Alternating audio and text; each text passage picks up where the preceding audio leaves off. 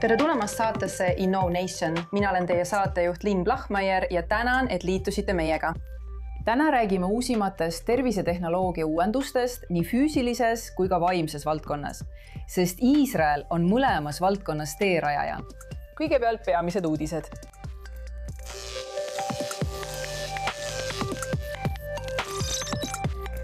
Iisraeli suurim tervishoiuteenuse pakkuja Clalit on käivitanud ainulaadse tehisintellekti süsteemi, mis võtab patsientidega ühendust juba enne, kui nad ise aru saavad, et vajavad arstiabi. Ma käisin Claliti konverentsil, et teada saada, kuidas see töötab. Paljud meist jagavad oma sügavaimaid saladusi oma tehisintellekti tööriistadega. Nüüd kasutab üks Iisraeli ettevõte sama tehnoloogiat, et pakkuda vaimse tervise tuge ööpäeva ringselt otse sinu telefonist.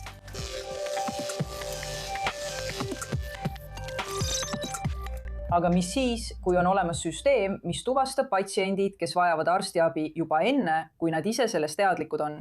Iisraeli suurim tervishoiuorganisatsioon Clalit on leidnud viisi, kuidas igal ööl miljoneid meditsiinilisi andmeid läbi vaadata.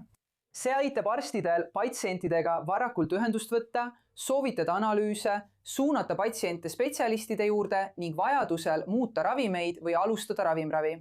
Osalesin Claliti konverentsil, et näha, mida see uus süsteem teeb ja kuidas arstid sellele reageerivad. Terviseeksperdid ja üle 800 arsti Claliti tervishoiuteenustest, mis on üks suurimaid terviseorganisatsioone siin Iisraelis, kogunevad selleks konverentsiks siin Tel Avivis. Ja loomulikult, millest muust see konverents võiks olla kui tehisintellektist, kuid mitte teoreetilisest tehisintellektist. Siin kasutatakse seda, testitakse seda ja integreeritakse see tegeliku kliiniliste otsuste tegemisse. Nii et ma liitun konverentsiga, et näha, milliseid uuendusi Tel Avivi ja Iisraeli arstipraksised meile pakuvad. Lähme! Ja eesotsas on uus tehisintellekti Pro-süsteem, mis on läbimurre ennetavas, ennustavas ja isikupärastatud meditsiinis. Me vaatame igal õhtul üle kõik Clarity patsiendid ja süsteem laseb nad läbi algoritmi, mis on juhisena kasutusel. Ja siis arvutab süsteem välja, millest iga patsient võiks kasu saada, milliseid soovitusi me igale patsiendile annaksime, just kui parim diabeediarst oleks kõik patsiendid öö jooksul üle vaadanud ja see toimub iga päev. Nii saab 200 000 inimest sellise ravimuutuse tehisintellekti põhjal, kus patsiendi andmed ja juhised ühendatakse ning muudetakse konkreetseteks soovitusteks, mis on mulle kasulik. Milline ravim on praegu minu jaoks õige? Millised on õiged diagnostilised uuringud, mida ma pean tegema, et minu seisund ei halveneks? Et ma ei saaks diabeeti, et mul ei tekiks neerupuudulikkust. Ja see ongi minu arvates selle ilu. See ei ole tehnoloogia küsimus. See tähendab ravi ümberkujundamist. Nii toimib tuleviku tervishoid. Ja praegu on meil olemas tehnoloogia, et seda teha. See on maailmas ainulaadne. Ole palju tervishoiuasutusi, kellel oleks 5 miljonit patsienti ja kellel oleks kogu info tsentraalselt arvutisüsteemis olemas, nii et andmed on kättesaadavad, valmis kasutamiseks ja rakendamiseks. Ja see pole ainus meditsiiniline revolutsioon. Me pakume kantavat vererõhu jälgimise seadet, mis võimaldab Mansetita 24 tunni vererõhu holteri mõõtmist. Seda tehnoloogiat nimetatakse põhimõtteliselt PPG-ks. Meie töö seisneb selles, et suuname valguse patsientide veresoontesse ja kogume valguse peegeldust veresoontest, et saada mõõtmistulemused. Nüüd näete, kuidas kuulmekile välja näeb. Näete rohelist ringi ja linnukest.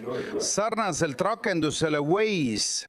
Ma jõudsin sihtkohta. Nüüd näete kuulmekilet. Täiesti selgelt. Meil on palju rohkem erinevaid uuringuid, mida Tito saab teha ja meil on lisaseadmeid, mida saab Titoga ühendada.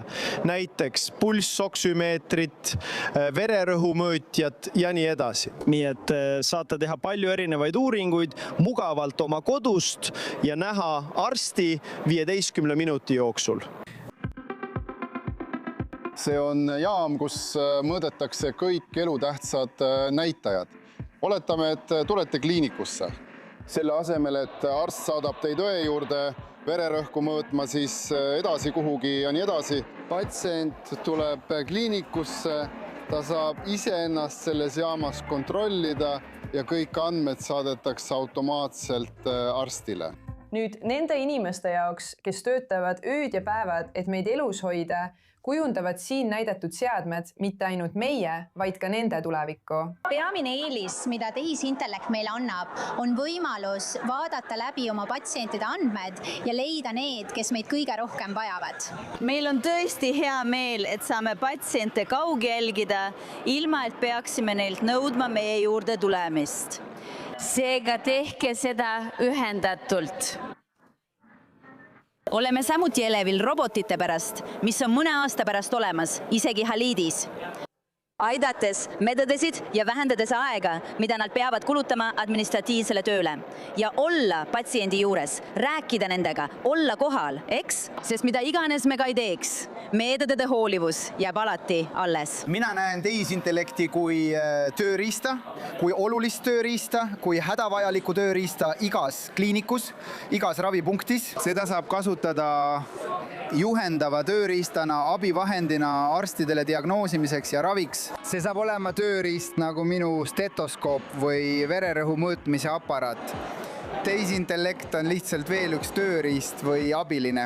Olgu, ma tean, et see on natuke rohkem kui lihtsalt tööriist, aga see on tulevik, mina.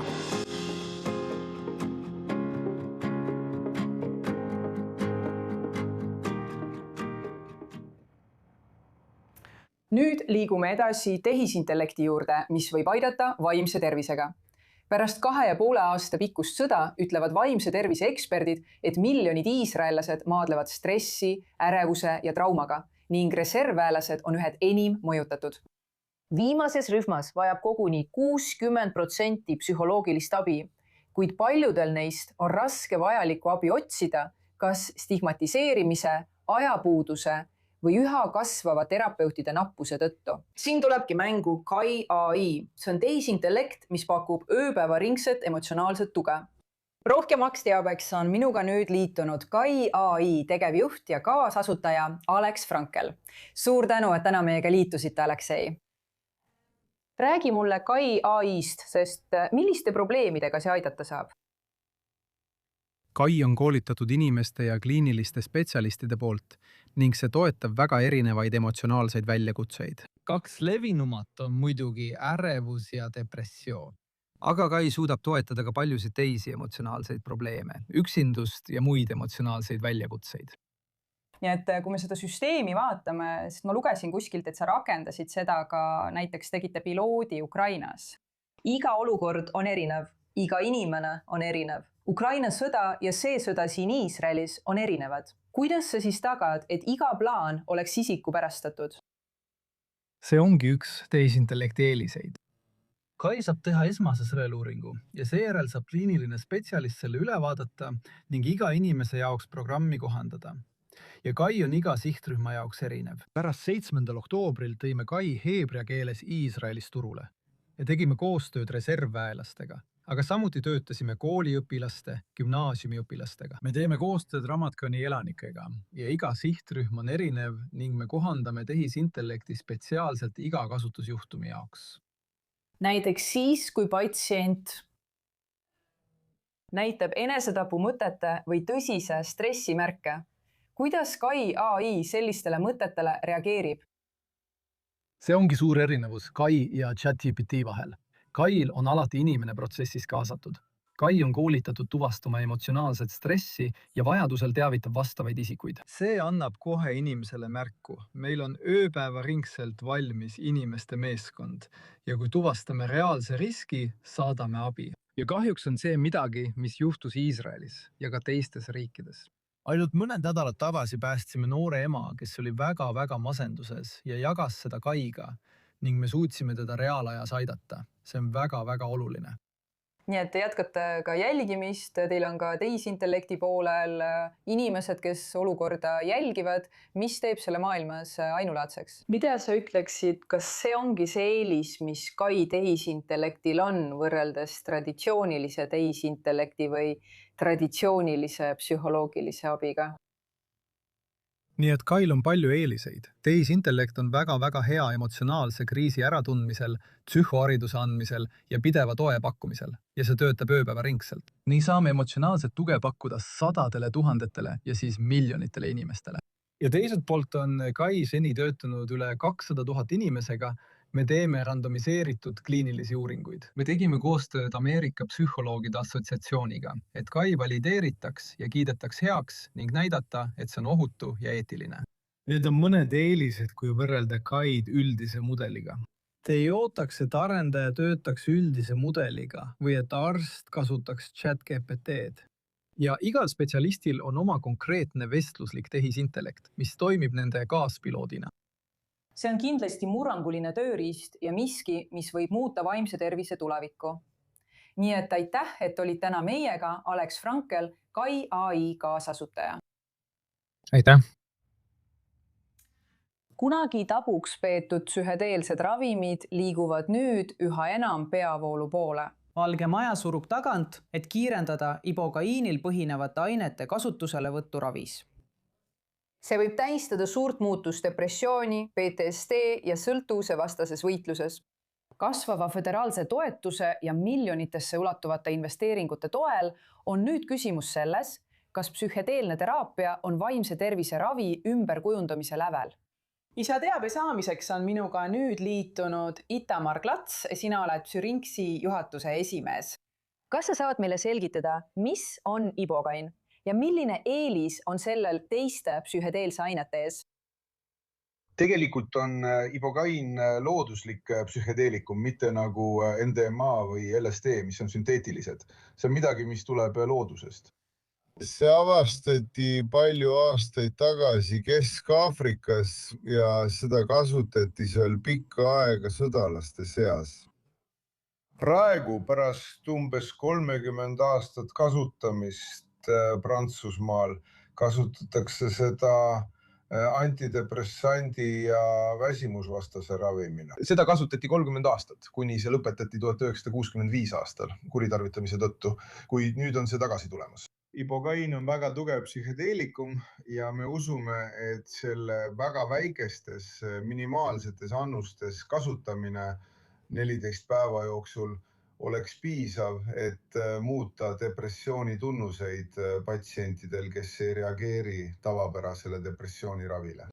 Miks te arvate, et just nüüd on aeg, mil USA muudab oma suhtumist sellesse psühhedeelikumi? Esiteks tuleb see algatus valitsuselt ja presidendilt endalt. Nii palju, kui mina aru saan, tunneb ka tema ise nende tegevuste ja nende ravimite vastu huvi. Ja me näeme, et see on väga oluline, sest ühelt poolt ei ole meil selles valdkonnas uusi ravimeid. Ja teiselt poolt on mitmeid psühhedeelikume, mida on kasutatud korduvalt ja mitmeid aastaid.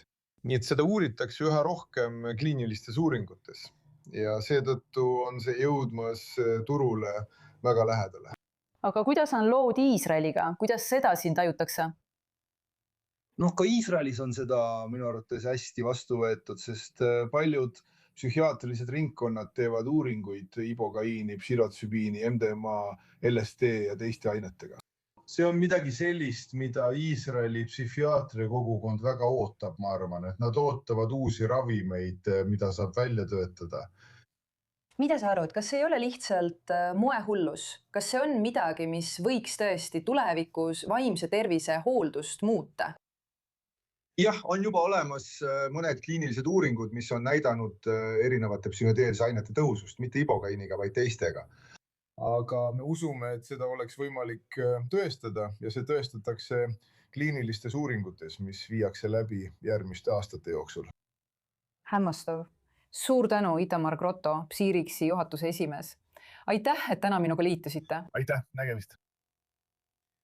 Nüüd, alates enneaegsete sünnituste ennetamisest kuni vereanalüüside toomiseni teie peopessa ja arstidele võimaluse andmiseni patsiente reaalajas kaugelt jälgida, nihutavad Iisraeli idufirmad tervishoiu innovatsiooni piire.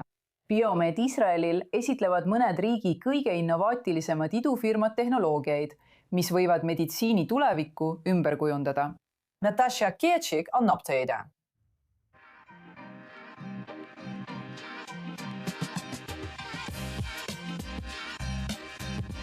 Täna oleme Biomed Israelil. Oleme täielikult ümbritsetud Iisraeli idufirmadest, kes töötavad selle nimel, et ennetada mõningaid maailma kõige tõsisemaid terviseprobleeme. Iisraeli bioteaduste sektoris on umbes 1600 erinevat ettevõtet. Me tutvume mõne ettevõttega, mis on alles 2026 aastal esile kerkimas. Nüüd esimene ettevõte, mida me kohe näeme, on välja töötanud seadme, mille eesmärk on ennetada enneaegset sünnitust. See on üks levinumaid probleeme raseduse ajal. See väike seade siin, kas saate meile rääkida? Kuidas seda nimetatakse ja kuidas see töötab? Meie oleme Pregnant Tech. Meie seade on elaste silikoonist rõngas, mis asetatakse kõrgele emakakaela ümber, et ennetada spontaanseid enneaegseid sünnitusi. See on raseduse kõige levinum, katastroofiline ja kulukas tüsistus. 1/10 lapsest sünnib kogu maailmas enneaegselt. 1 miljon neist imikutest ei jää isegi ellu ja üle miljoni kannatab tüsistuste all. Niisiis, see seade, kus see praegu saadaval on? Me oleme praegu kliinilises etapis. Oleme läbi viinud 2 edukat kliinilist uuringut. Selles uuringus olid naised, kellel oli 50–60% tõenäosus enneaegseks sünnituseks. Ja selles uuringus sünnitas 90% naistest õigeaegselt. Nende rasedused kulgesid kergelt, sujuvalt ja normaalselt, ilma komplikatsioonideta, ilma haiglaravita ning nende beebid lasti koju nagu tavalised lapsed 2 päeva pärast sünnitust.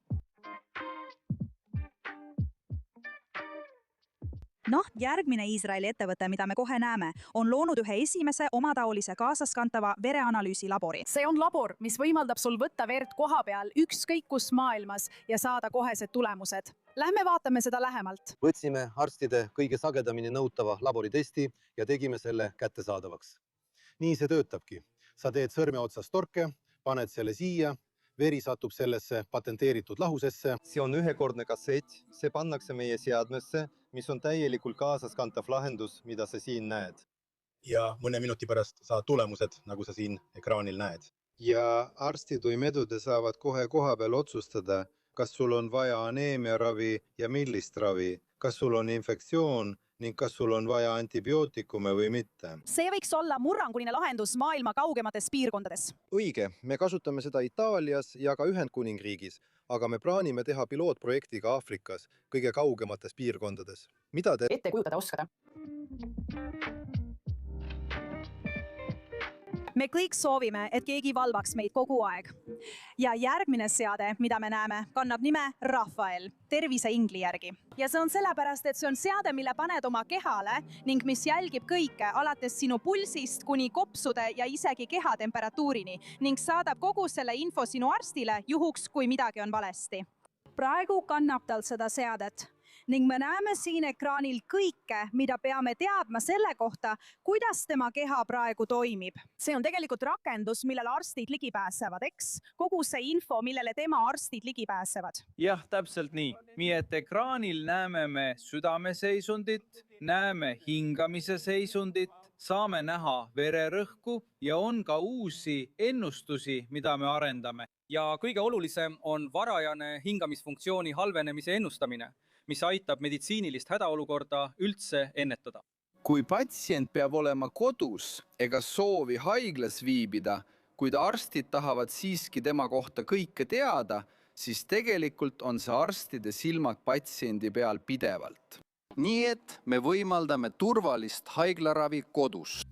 Need on vaid 3 murrangulist terviselahendust, mis pärinevad tänavuselt Biomed Israeli konverentsilt. Väike piiguheit sellele, kuidas kohalikud muudavad tervishoiutööstust üle kogu maailma, otse Iisraelist. Mina olen Natasha Kietšik, see on I24 News. Näeme varsti.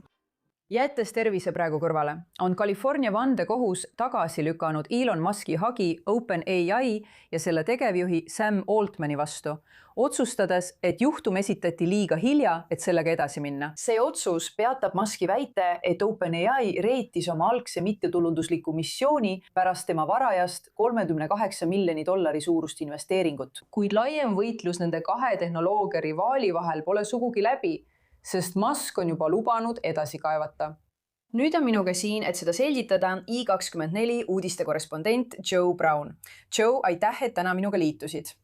Niisiis, Joe, milles see kohtuasja tegelikult seisneb? No see on nagu Messi ja Ronaldo vastasseis Silicon Valley's, Elon Musk versus Sam Altman. See on kestnud juba väga kaua aega. Põhimõtteliselt peame minema tagasi aastasse 2015, kui OpenAI asutati. Selle asutasid Greg Brockman, Sam Altman ja rahalist tuge pakkus Elon Musk. Algne plaan oli, et Elon Musk oleks selle rahastaja, tema oleks rahakott, samal ajal kui Sam Altman oleks see, kes asja veab ja esindab. Tema ja Brockman aitaksid samuti kulisside taga erinevate aspektidega. Paari aasta jooksul ütles Elon Musk, et ta ei nõustu suunaga, kuhu nad liikumas on. Ta pakkus välja, et kas ostab selle välja või liidab selle Teslaga. Altman ei olnud nõus, Elon Musk lahkus, mõni aasta hiljem lõi ta oma enda tehisintellekti ettevõtte xAI, mis on muidugi kõige kuulsam Groki poolest. Nüüd aasta hiljem esitas ta hagi, väites, et Sam Altman on läinud vastuollu OpenAI algsete eesmärkidega, milleks oli olla mittetulundusühing, mis edendab inimkonda tehisintellekti kaudu. Selle asja ajastus oligi põhjus, miks see tagasi lükati. Otsus oli üksmeelne. See oli aegumistähtajast väljas. Ja asjaolu, et ta tegi seda kohe pärast oma enda tehisintellekti ettevõtte loomist, millel oli väga tugev rahaline tugi, tekitas mõningaid kahtlusi. See viitas sellele, et ta ei teinud seda sellepärast, et ta sellesse uskus. Ta tahtis lihtsalt vastast takistada, võib-olla kõige suuremat vastast tehisintellekti valdkonnas. Ja ta kasutas ära oma isiklikku sidet Sam Altmaniga, et proovida seda tema vastu pöörata. Ja sellepärast see ei õnnestunudki. Sellepärast võttis ta nii kaua aega, et see vande all välja tuua.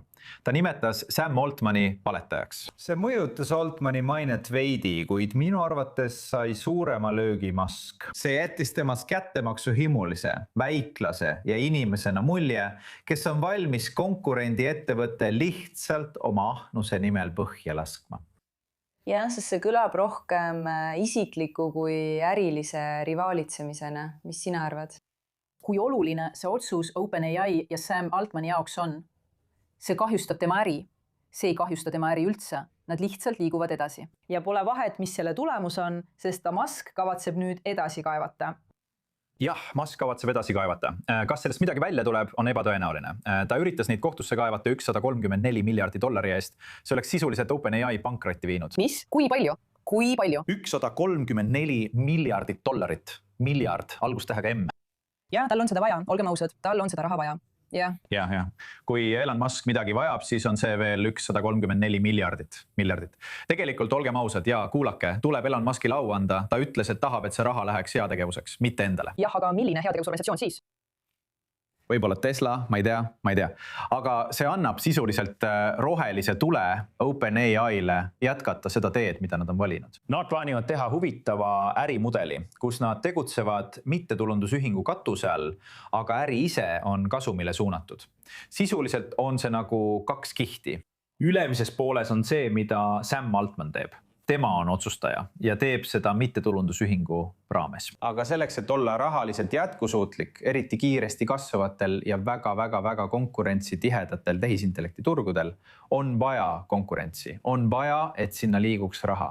Sa pead leidma viise, kuidas teistest suuremaks saada. Sa pead laiendama oma andmekeskusi. Ja just seda ta tahabki teha. Ja see võimaldabki tal seda eesmärki järgida. Ta jätkab vähemalt enda arvates. Elon Musk oleks sellega küll eriarvamusel, aga Sam Altmani meelest jätkab ta tehisintellekti arendamist inimkonna hüvanguks, kuid juhib äri nii, et see tooks talle isiklikku kasumit. Kui ma õigesti aru saan, siis äri... Mitte enda jaoks. See ongi kõige olulisem punkt. Okei, need mittetulundusühing on tegelikult tema ise. Mittetulundusühing on kahekihiline äri.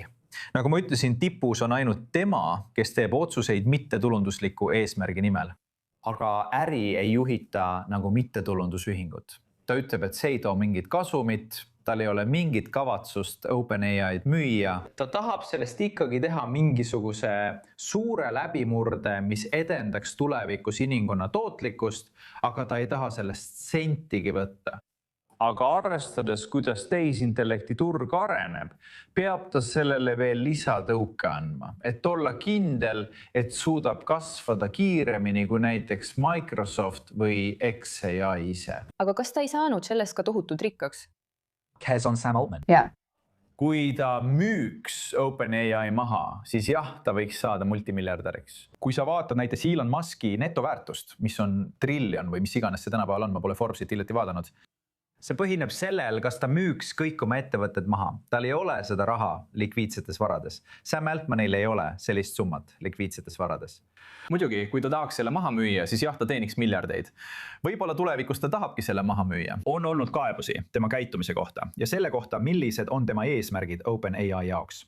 Sellepärast eemaldatigi ta 2023 aastal oma ametikohalt. Ta taastati ametisse alles töötajate tugeva vastuseisu järel. Nii et tulevikus võib-olla ta tahab oma äri maha müüa, võib-olla ta tahab kasumit teenida. Aga hetkel ütleb ta vande all, et see ei ole see, mida ta tahab. Ta soovib arendada OpenAI'd inimkonna hüvanguks. Ja see on see, mida ta tahab alguses teha. See on see, mida ta ütleb, et ta tahab jätkuvalt teha. Elon Musk ei nõustu, kuid kohus otsustas Altmani kasuks. Mitte tema argumentide tõttu, vaid tehnilise nüansi pärast. Elon Muskil läks kaebuse esitamisega liiga kaua aega. Ja Musk kaebab edasi, nii et võib-olla jääta ikkagi üle $100 miljardi miinusesse. Vaatame, kuidas see viik välja kukub. Kes teab? See saab olema väga-väga suur rahaline löök Elon Muskile. Täpselt, väga suur. Noh, soovime talle edu. Aitäh, Joe! Soovime sulle kõike head. Ja see ongi kõik, milleks meil täna aega on. Mina olen teie saatejuht Linn Plahmajärv. Liituge meiega järgmisel nädalal Innovation Nationi uues osas. Aitäh, et vaatasite!